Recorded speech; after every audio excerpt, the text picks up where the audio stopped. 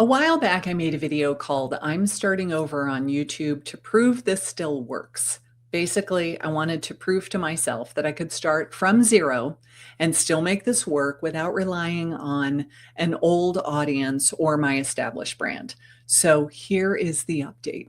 It's been good, it's been frustrating, and at one point, I almost talked myself out of the entire strategy because I got distracted by shiny object syndrome, which is honestly kind of the point of this whole video, because I know it looks like other people have this all figured out and you are the only one second guessing yourself. You are not. The hardest part is not avoiding doubt. It's not letting the doubt make your decisions for you. So let me give you the actual update. I've made 5 videos so far. The channel has a whopping 167 views, 6 hours of watch time, and 2 whole subscribers. So no, this is not one of those videos where I tell you 30 days later I have 10,000 subscribers and I went off and bought a yacht. It is very early on.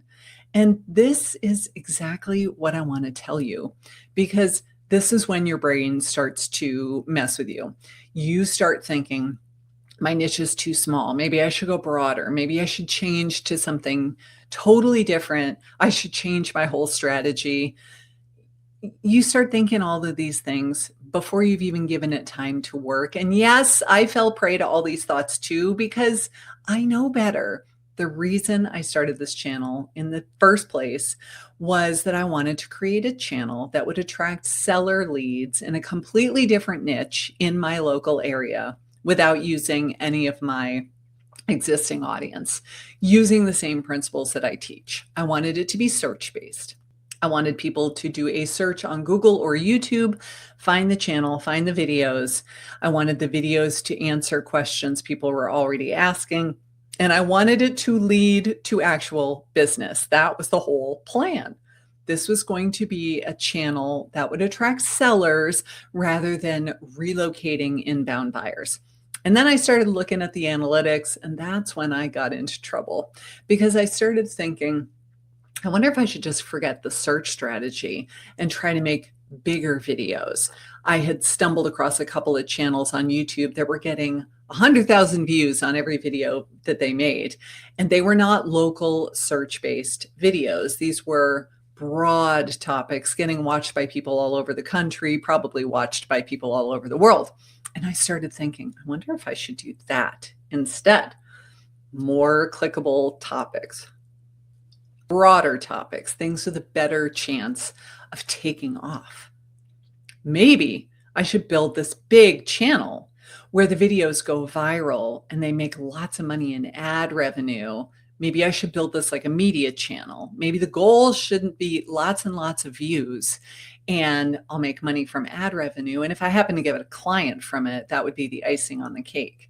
And for a minute, that sounded really exciting until I did the math, because one real estate transaction is worth many thousands of dollars. And to make the same amount of money through ad revenue, I would need huge numbers of views on every video. And then I had to ask myself, why was I considering trading such a high value business model for a much harder game with a smaller payoff per video that had really no guarantee at all? And that was a very good reality check, because I had started with a very clear goal: build a hyper local channel, answer real questions from homeowners, attract people who will eventually need help, create an actual business. And then because the early numbers were small, I started to second guess myself and thought about changing it all together. And that is the ugly part that happens to people all the time, and nobody really wants to admit it.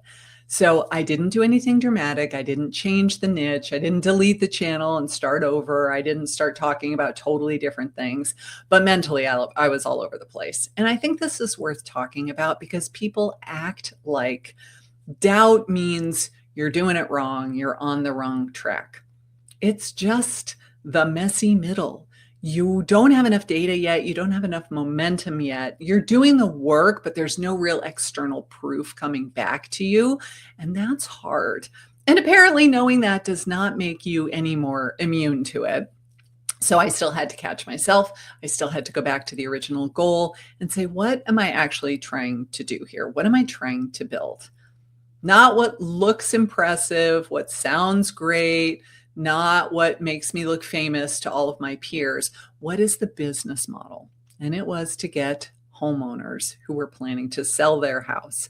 So I am staying with my original strategy, search-based topics, hyper-local keywords, specific questions, a very narrow audience, and patience. Dear God, give me patience. Enough patience to see what actually happens before I blow the whole thing up. I'm still testing, I'm still learning, I'm still changing titles when they don't perform very well. I still am playing around with thumbnail designs. I'm still looking at what gets clicked and what doesn't, but I'm not changing the entire goal of the channel just because 167 views is bruising my ego. That would be ridiculous. It's very human, but it's ridiculous. And that's been one of the biggest lessons for me so far. You're going to second guess yourself. You're going to wonder if you picked the wrong niche. I was doing this right along with 10 of my students who were all doing the exact same thing, starting a brand new channel or overhauling a channel that they'd had that wasn't working. And they were saying the same thing. I can't find any keywords. Maybe my niche is too narrow. Maybe I should try something else.